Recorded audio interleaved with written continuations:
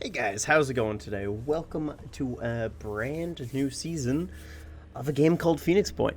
It's been a while since I've played this game, and they've come out with 2 DLC since I played it. So I figured we might as well jump back into this game and see what all the talk is about with this new DLC that just came out called Legacy of Ancients.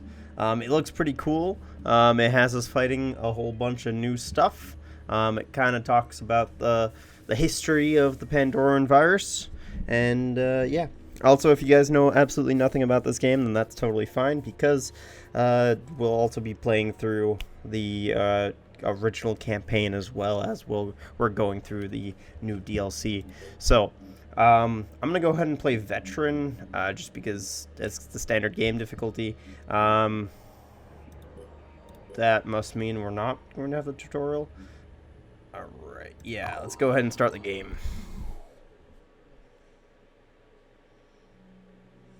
The Phoenix Project was founded on October 24th, 1945.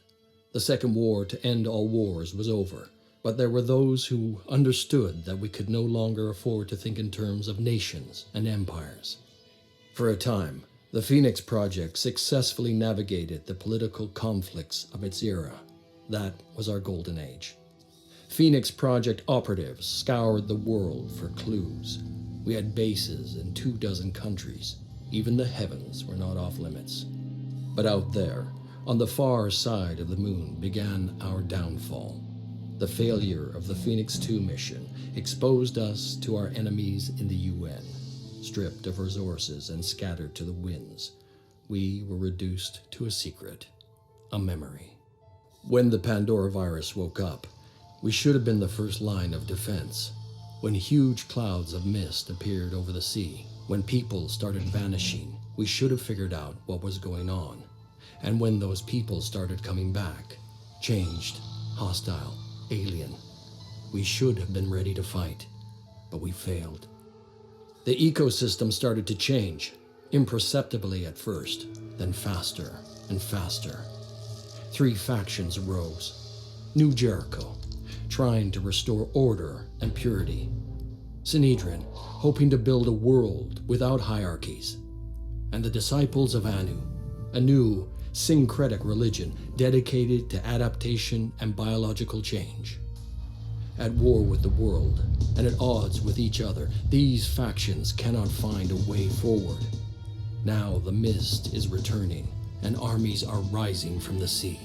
Without the Phoenix Project, humanity will fall. It's time to rise from the ashes.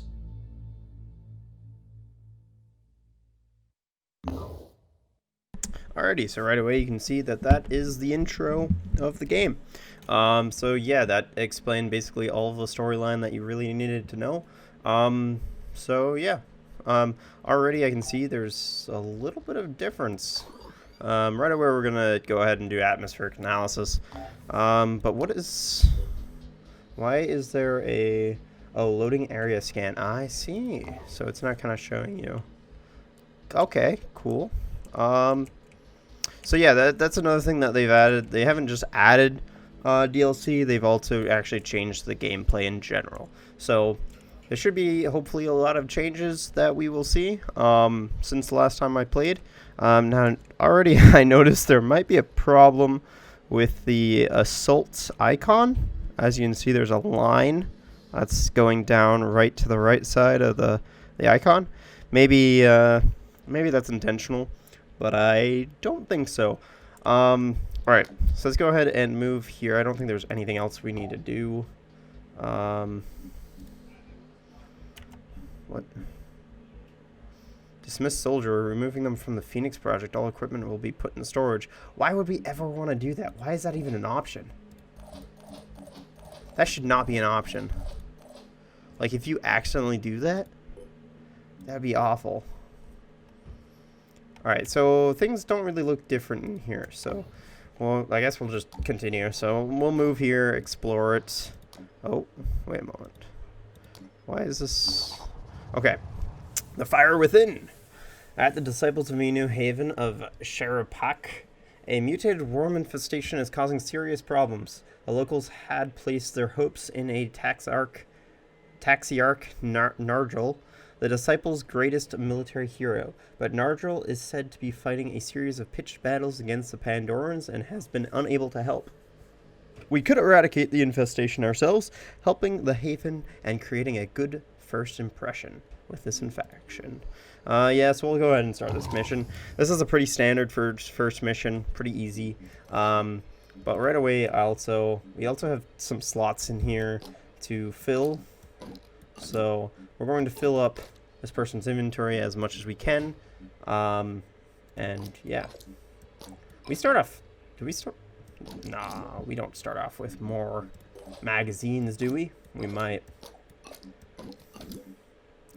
We're going to basically give everybody a med kit to make sure that they don't just die. Alright, I think we're good then. Alright, good. And I think everything else is good to go. So, we'll go ahead and deploy the squad. Alrighty, here we go. We are arriving at the site. Now, I also have to remember, as this is one of those games where as soon as you load in, you gotta save. So, we're gonna save the game. I'm not doing any, like, hardcore runs here, so, you know, we're just gonna be saving as we go. So, already I feel like the graphics have changed. Is that just because... Preset low. Interesting. I don't know why the graphics setting was set to low. Let's go ahead and put it on high here. That looks a lot better. Not sure why it was set to low, but that's okay. You know, frames don't really matter for this game, so not really big issue. Alright, so I think what we're going to do is we're going to kind of... we're facing a worm infestation, so line of sight doesn't really matter too much. Okay, so there's one there. Okay, there's one here too. So another thing is that I should explain, because a couple of you might be new to this game, or to this genre in general. Essentially, each character has 4 action points. So those action points can be used for shooting, moving, and all sorts of other stuff. Right down here is basically all of the possible options for that character. So they can be placed on Overwatch to basically view an area and see if something moves. If anything moves into the area or moves in that area, they'll basically shoot at it. And in this game, ballistics is kind of simulated. So, you know, it kind of works out how you would kind of expect it.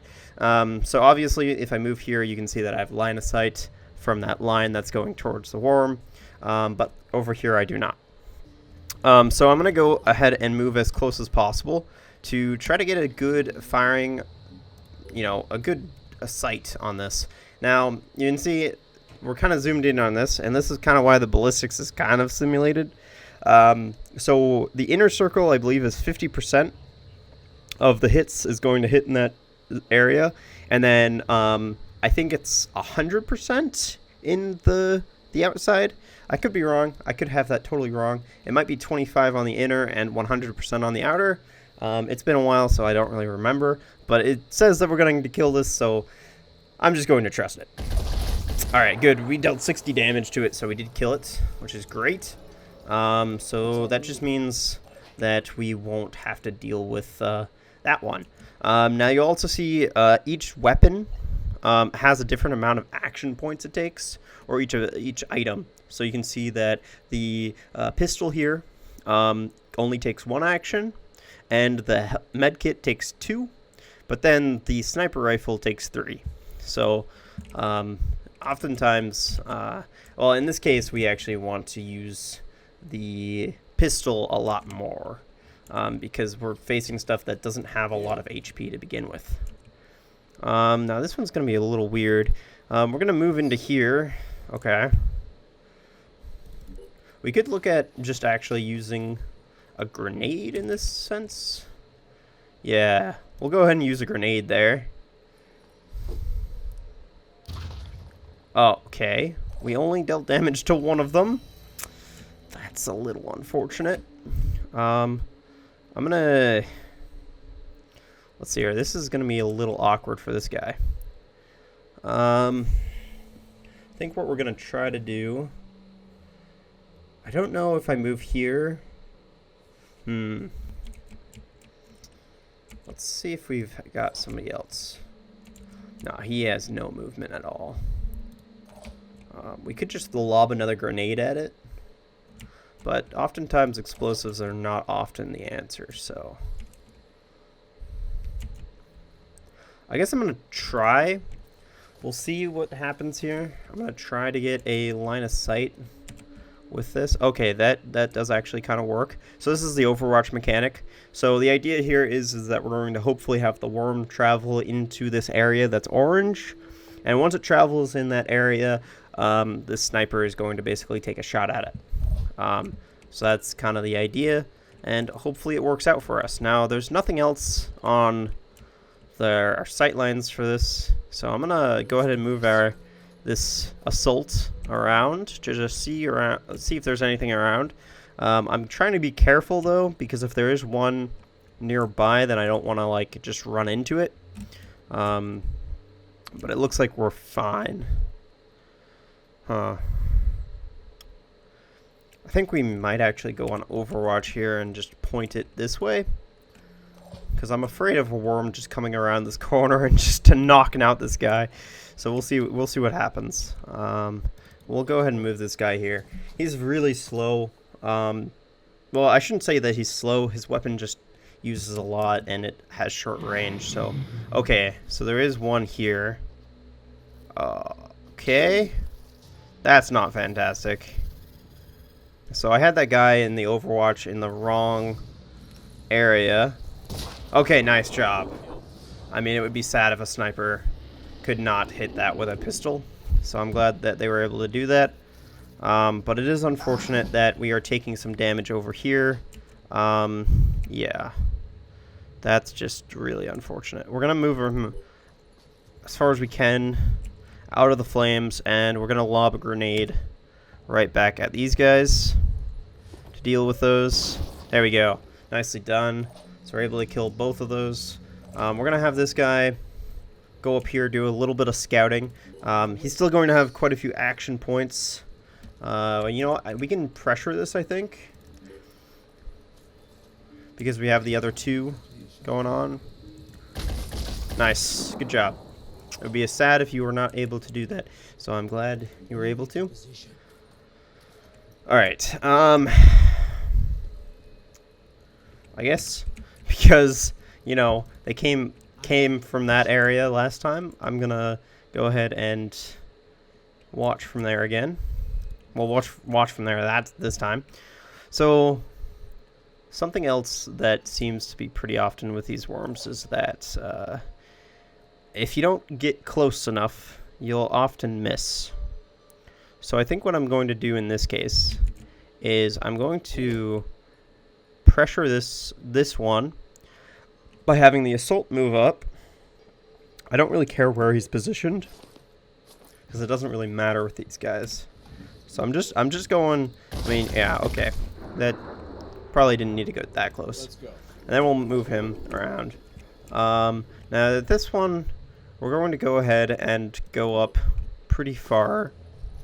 This could be a mistake, but it doesn't look like it is. Unless we miss this. Nice, and we did not.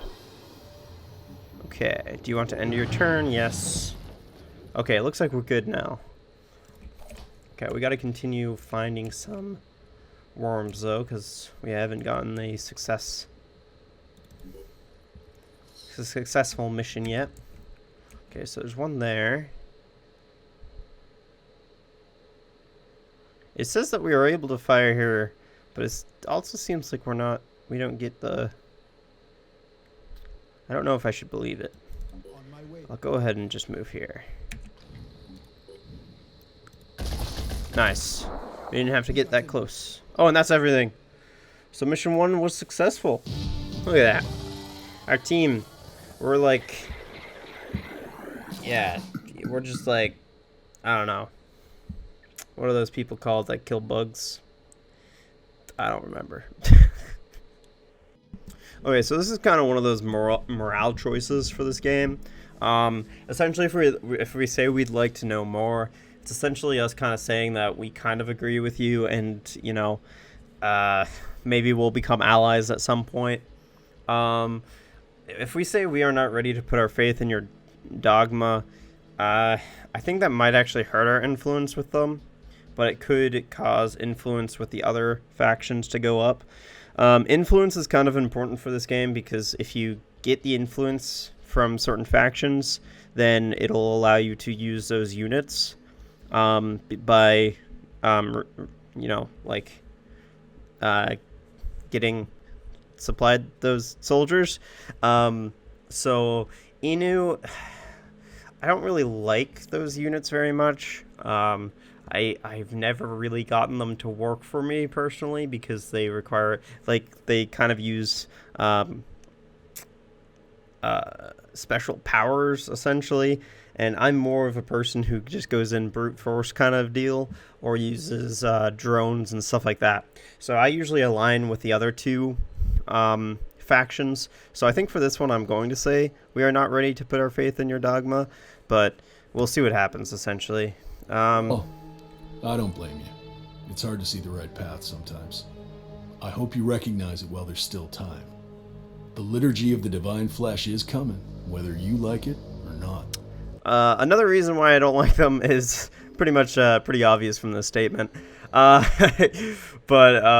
New Jericho's attitude to Phoenix Project was +5. So New Jericho kind of always has an issue within Disciples of Anu. So because of that, New Jericho's attitude towards us went up because we didn't want to follow their path, essentially. All right, so we've got the Disciples of Inu right here, so that's kind of nice. We've got one injured soldier, though, and also tired as well. We can move to here, and there's some sort of notification, or maybe this is just telling us this is base 1. I'm not really too sure. The other thing that's different is I don't know what this loading area scan is, so that's different too. Research, we've got some new research. Fireworm autopsy, Disciples of Inu. Disciples of Inu this research basically tells us the brand new, not brand new, but information on the Disciples of Inu and kind of tells them their backstory. Fireworm autopsy basically allows us to deal increased damage, I believe, to them. Yeah. It also might give us some sort of grenade. I don't remember, but we'll go ahead and research it anyway, and we'll research Disciples of Inu too, just so that way it is out of our queue. But we'll go ahead and heal up and also get some more stamina for our soldiers. And it looks like our assault also has some training to do. So something else that's really good about this is we can basically increase our stats as well as giving them perks or traits, abilities. The assault abilities are really powerful. Like rapid clearance is really good, and also mixing the assault with the heavy is just super good. So we'll see what happens with that, but I often go max speed because I think that speed is one of the most important in this game, and then next is health, and then willpower. That's my opinion. That's one of the reasons why speed costs so much too. 15 SP versus 9 and 9. So we'll go ahead and buff this guy's speed as much as we can. I don't really want to tap into the Phoenix SP as much because that is essentially shared with all of the characters. And oftentimes it's better to save this, to bank it, and use it on brand new characters that you unlock. All right.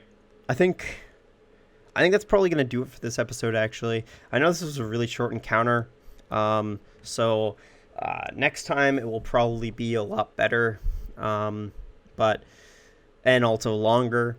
So thank you guys so much for tuning in on this episode of Phoenix Point. If you guys did enjoy this episode, hit that like button. If you guys have any questions, comments, concerns, anything of the sort, leave them in the comments down below. And as always, if you guys are brand new to the channel and you guys would like to subscribe or stick around, then go ahead and hit that subscribe button. And also, I would like to thank my Patreons as well for supporting the channel. If you would like to become a Patreon, then there is a link in the description down below. There is also a link down there as well to join the Discord channel, where you can get all the updated news for the channel and for uploads and Twitch streams. So thank you guys so much for watching. Have a fantastic day, and I will see you guys in the next episode.